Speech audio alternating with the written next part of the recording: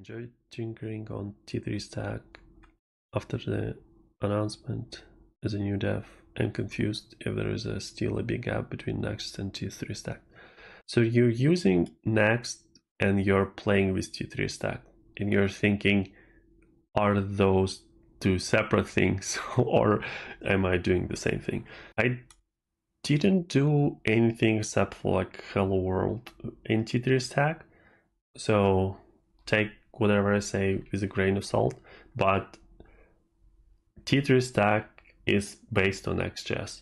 So whenever new features are released, they are available to you in T3 stack. So actually enjoyed a few videos from Theo about Next.js when he's like, here's how I use Next.js. I think like this works bad and this works good. And I was like, yeah, I agree with you actually. And so I got a bit more respect to Next.js after watching those videos, but it's still a bit not for me. So Theo has great. So Theo is, how do I say it nicely? He's a content creator. He does what works, and in terms of like using fake tweet format or kind of like going out with some kind of like clickbait and stuff. So he sometimes kind of like overplays some stuff, but in terms of technology, yeah, he really knows his stuff. And going back to the idea of like what is the difference between Next and T3 stack, that's actually the whole point of T3 stack. It is Next.js. He said before that like before T3 stack he would just recommend please go and like install all of those packages. So, and all of them are optional. So if you don't like Prisma, you don't use it. If you don't like Tailwind, you don't use it. So it's the same question of like, should they learn React or Redux? It's like, yeah, you just add Redux to React. It's like either way, you're not like losing anything. So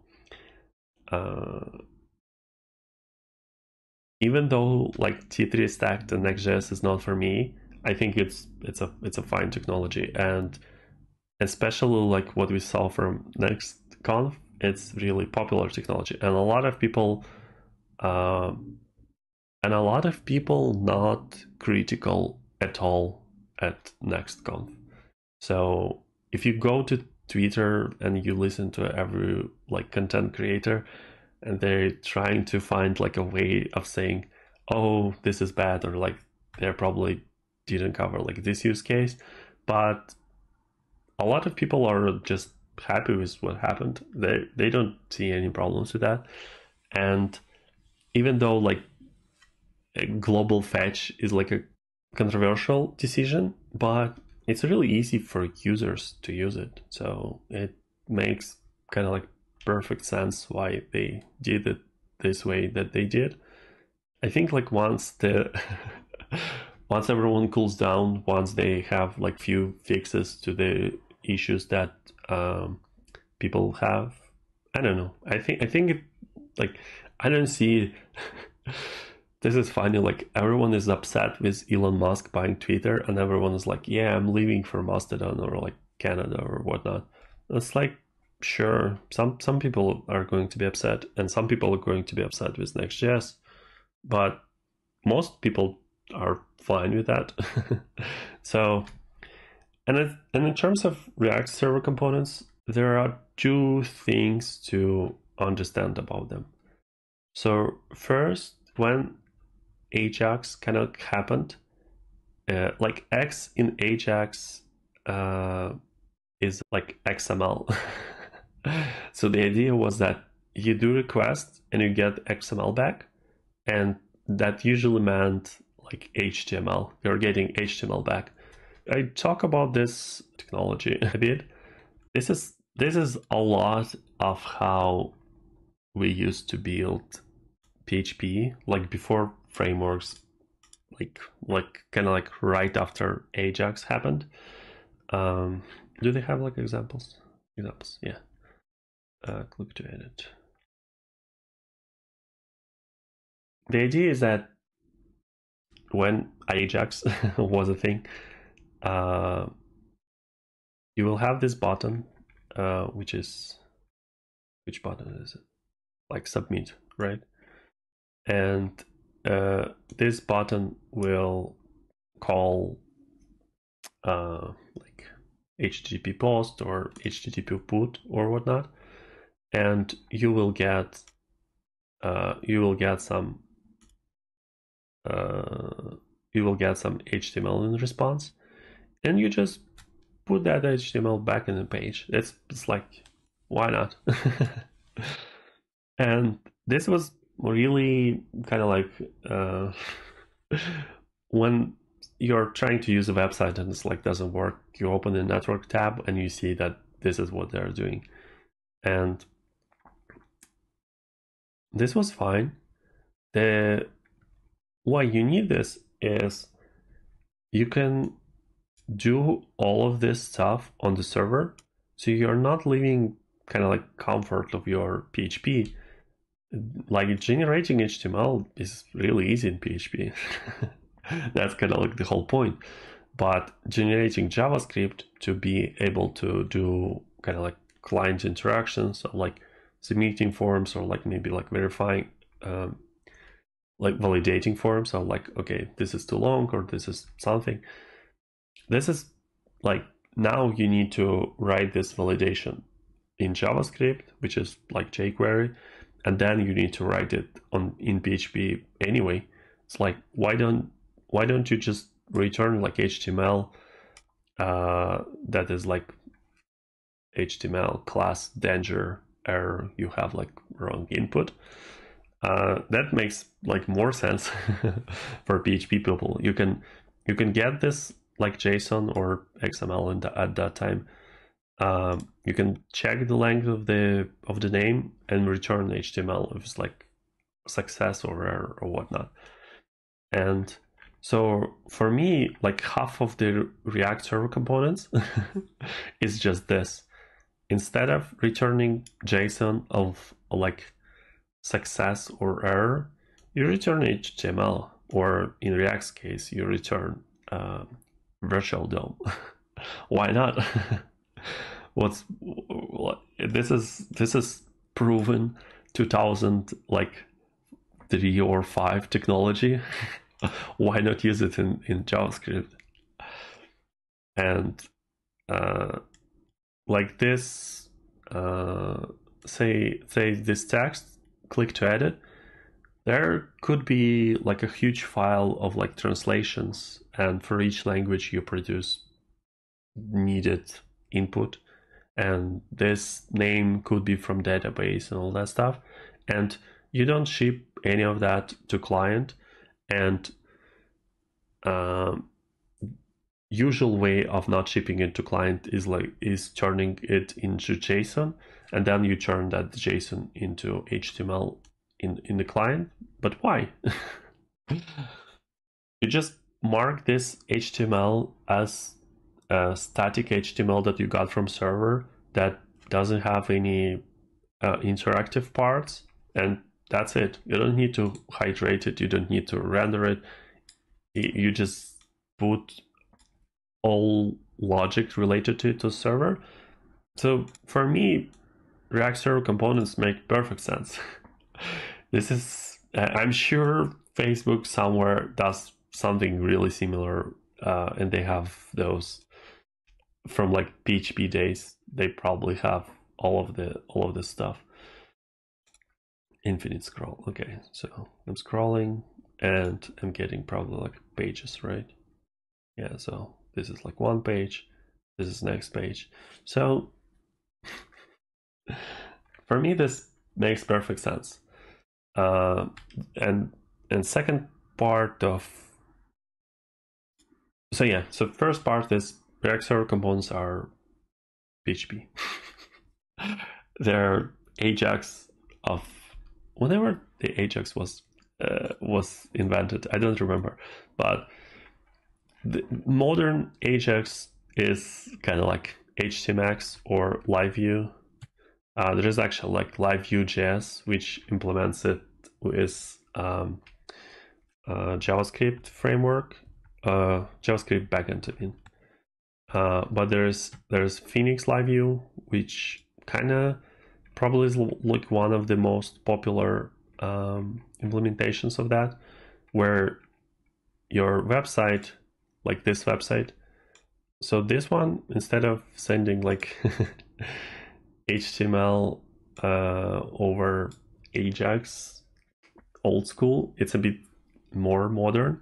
It uses WebSockets, but the idea is the same. So for example, this dropdown, it's running completely on client side. So you just kind of like have a directive of like, yeah, if you click on this, show this. It's a really, again, PHP of 2005 approach of sending client-side JavaScript, but like this navigation between tabs, it's actually done on the server. So when you click on it, server renders this information and sends it to you. And when you click on this one, server needs to render this one and send it. But you don't have to write actual JavaScript to allow these interactions. This is done kind of like once in LiveView JavaScript library, and then on the server you just handle events. Okay, this is event of like URL has changed. This is event of user clicked on play, and this is event of user clicked on stop.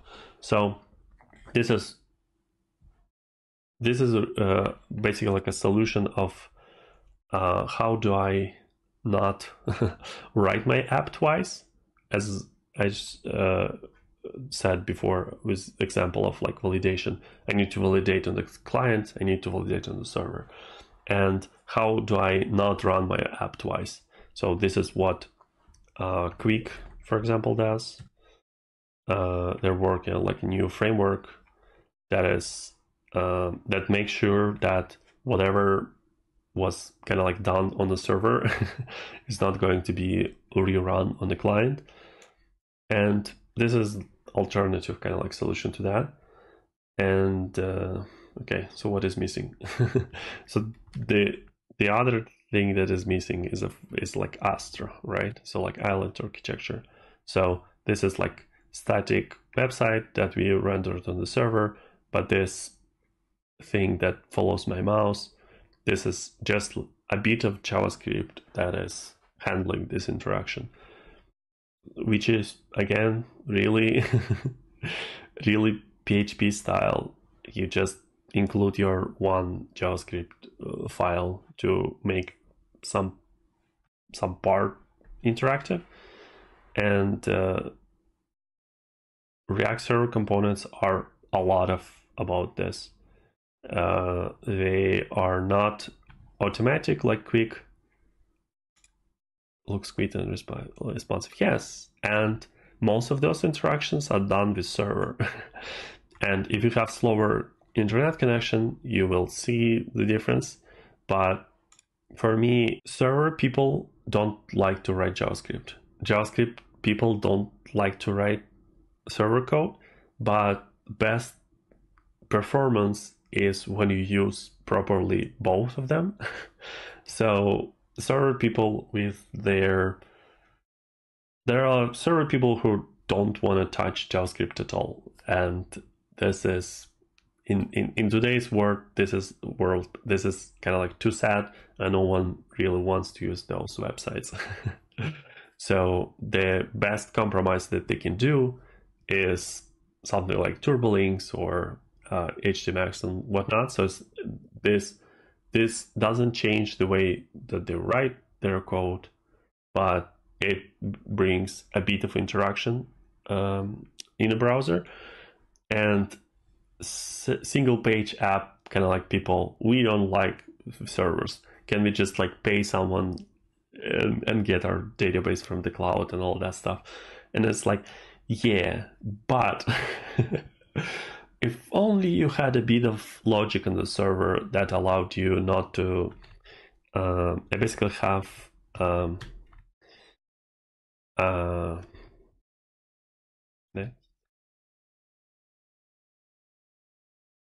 yeah, I have this blog that I wrote in Next.js. This is one of my biggest Next.js projects. But if you look at this, you're like, whoa, my whole blog post is duplicated here in like what I see and here in JSON, which is fine for this article, but for something like this, it starts to look silly, and you're like, why do I need to send all of this? Can I just mark this as static and don't send it? And if you are not using server, the answer is no. you need to use server somehow for this. So for me, it's a kind of like natural progression of server people want to do bit more interactivity, and they are working on like live view and HTMX, all that stuff. And client side people are trying to use more server side, and Astro is interesting because it was started by client side people, but they went like so far to server side, so it looks exactly like PHP. Yeah, so it's funny, but yeah. So I think React Server Components are good. I think T3 Stack will use it, will support it. React Query will support it. All of the features, I forgot the name. TRPC will support it. I don't think it's going anywhere. Will alternative solutions like Quick, like Astro, like HTMX, like LiveView? Oh yeah, by the way, I forgot one other one. It's Live Wire, which is the same idea, but backend is in PHP. So you're writing your code as PHP code, and then you get like Ajax and all that stuff from Livewire. Okay, seems like web development is circling back around in basics again. I would say it's like a pendulum. So we swung into like SPA land too far, and we realized that it's bad. And the first thing that we realized is like we need SEO. We need to produce some HTML and on the server. So, and the seal idea was like, what if we just emulate the browser and just see what happens? And I think like Netlify still has like a check mark when you can, like on your website, you can mark like, please pre-render my HTML. And in some sense, Next.js doing just that. So it's not great at that, if that makes sense. But once they were going into server side, they realized, oh, how do like real servers render websites? And it's like, wow, it's completely different from what we are doing. We need to figure something out. And I think like Astro is like is the way that is kind of like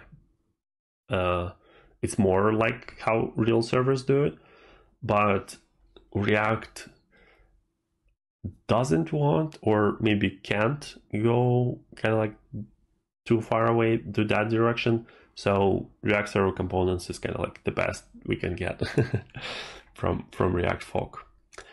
So yeah, that was a lecture. What I think about Next.js and React Server Components.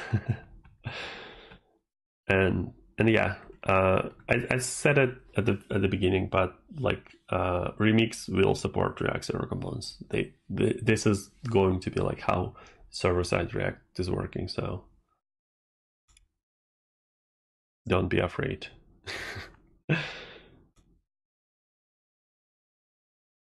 Yeah, and it's interesting how like for new developers is like, should I recommend you to like go right into Solid or like go right into Astro or just keep React for now to be safe? Yeah, it's interesting question. One of the hardest things as a new developer right now is the multiple frameworks and tools. Yeah, but you still have like the most popular ones. You can just ignore the rest, or I don't know. Why do you feel like you need to know multiple ones? I'm investing right now in Next.js by way of T3 stack, but there are so many frameworks that do something special. Most likely shiny new toy syndrome. Yeah. I think I heard sometime. So the idea was when you're doing something, by default, you're doing kind of like something that everyone else does. If you want to be better than someone else, you need to do something differently, and you need to have some. You're basically like you're making a bet on using, I don't know, like Elixir instead of Node.js. This is our kind of like leg up on competition. And the way, uh, as far as I remember, like someone was explaining this, they said you don't want to do too many bets. Preferably, you bet on like one thing. So you use as boring stuff as possible, but then you do like one experimental thing. And I think that that's kind of like the right approach. I'm pretty bad with that. I usually do more experimental stuff than needed. So I'm a bit like a bad example for this. So try to get kind of like boring answers for everything and then pick something crazy. So you're doing boring Next.js, but you're trying crazy T3 stack, for example. That seems like a good balance.